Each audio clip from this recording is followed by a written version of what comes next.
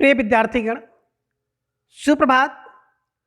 आज के इस वीडियो में हम कक्षा 7 की पूरक पाठ्य पुस्तक बाल महाभारत के प्रतिज्ञा पूर्ति शीर्षक के बारे में जानेंगे।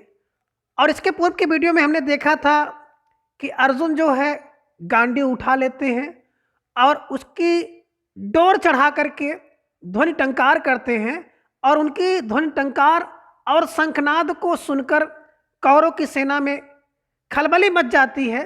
सब भयभीत हो जाते हैं और सभी के अंदर तरह तरह की शंकाएं होने लगती हैं। तो आज के इस वीडियो में हम लोग इसके बारे में जानेंगे। अब आपको स्क्रीन पर दिखाई दे रहा है प्रतिज्ञा पूर्ति इकाई 23। द्रोण ने कहा, मालूम होता है यह तो अर्जुन ही आया है। आचार्य की शंका और घबराहट दुर्योधन को ठीक ना लगी। तभी कर्ण बोला, पांडव जुए के खेल में जब हार गए थे तो शर्त के अनुसार उन्हें 12 बरस का वनवास और 1 बरस अज्ञातवास में बिताना था। अभी 13वां बरस पूरा नहीं हुआ है और अर्जुन हमारे सामने प्रकट हो गया है, तो डर किस बात का है। शर्त के अनुसार पांडवों को फिर से 12 वर्ष वनवास और 1 वर्ष अज्ञातवास में बिताना होगा। अजीब बात है कि सेना के योद्धा भय के मारे कांप रहे हैं, जबकि उन्हें दिल खोलकर लड़ना चाहिए। आप लोग यही रट लगा रहे हैं कि सामने जो रथ आ रहा है उस पर अर्जुन धनुष ताने बैठा है, पर वहां अर्जुन की बजाय परशुराम हो तो भी हम क्यों डरें। मैं तो अकेला ही जाकर उसका मुकाबला करूंगा और मैंने दुर्योधन को जो वचन दिया था उससे आज पूरा करके दिखाऊंगा। कर्ण को यूं दम भरते हुए देखकर कृपाचार्य झल्लाकर बोले, कर्ण, मूर्खता की बातें ना करो।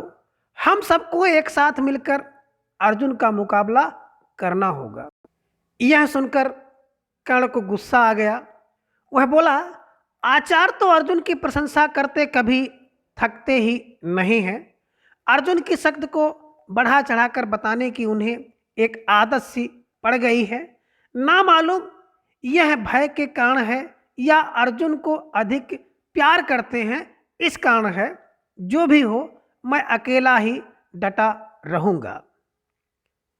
जब कर्ण ने आचार्य की यूं चुटकी ली तो कृपाचार्य के भांजे अश्वत्थामा से ना रहा गया। वह बोला, कर्ण, किया तुमने कुछ नहीं है और कोरी डींगे मारने में समय गंवा रहे हो। इस प्रकार कौरव सेना के वीर आपस में ही वाद विवाद तथा झगड़ा करने लगे। यह देखकर भीष्म बड़े खिन्न हुए। वह बोले, यह आपस में बैर विरोध या झगड़े का समय नहीं है। अभी तो सबको एक साथ मिलकर शत्रु का मुकाबला करना है। पितामह के इस प्रकार समझाने पर कर्ण, अश्वत्थामा आदि वीर जो उत्तेजित हो रहे थे शांत हो गए। सबको शांत देखकर भीष्म दुर्योधन से फिर बोले, बेटा दुर्योधन, अर्जुन प्रकट हो गया यह ठीक है, पर प्रतिज्ञा का समय कल ही पूरा हो चुका है। चंद्र और सूर्य की गति, वर्ष, महीने और पक्ष विभाग के पारस्परिक संबंध को अच्छी तरह जानने वाले मेरे कथन की पुष्टि करेंगे। प्रत्येक वर्ष में एक जैसे महीने नहीं होते। मालूम होता है कि तुम लोगों की गणना में भूल हुई है, इसलिए तुम्हें भ्रम हुआ है। जैसे ही अर्जुन ने गांडीव धनुष की टंकार की थी, मैं समझ गया था कि प्रतिज्ञा की अवधि पूरी हो गई है। दुर्योधन, युद्ध शुरू करने से पहले इस बात का निश्चय कर लेना होगा कि पांडवों के साथ संधि कर लें या नहीं। यदि संधि करने की इच्छा है तो उसके लिए अभी समय है। दुर्योधन ने कहा, पूज्य पितामह, मैं संधि नहीं चाहता हूं। राज तो दूर रहा, मैं तो एक गांव तक पांडवों को देने के लिए तैयार नहीं हूँ। यह सुनकर द्रोणाचार्य की आज्ञा अनुसार कौरव वीरों ने व्यूह रचना की। उधर उत्तर ने रथ उसी ओर हाँक दिया जिधर दुर्योधन था। अर्जुन ने गांडीव पर चढ़ाकर दो दो बाण आचार्य द्रोण और पितामह भीष्म की ओर इस तरह से छोड़े जो उनके चरणों में जाकर गिरे। इस प्रकार अपने बड़ों की वंदना करके अर्जुन ने दुर्योधन का पीछा किया। अर्जुन को दुर्योधन का पीछा करते देखकर भीष्म आदि सेना लेकर अर्जुन का पीछा करने लगे।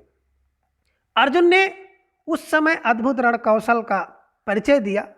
पहले तो उसने कर्ण पर हमला करके उसी बुरी तरह घायल करके मैदान से भगा दिया।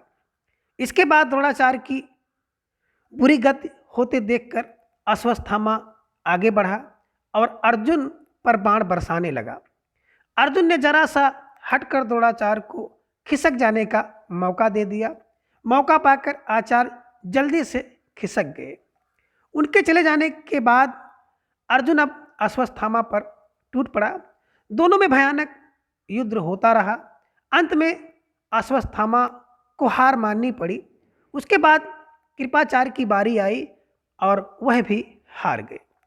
पांचों महारथी जब इस भांति परास्त हो गए तो फिर सेना किसके बल पर टिकती।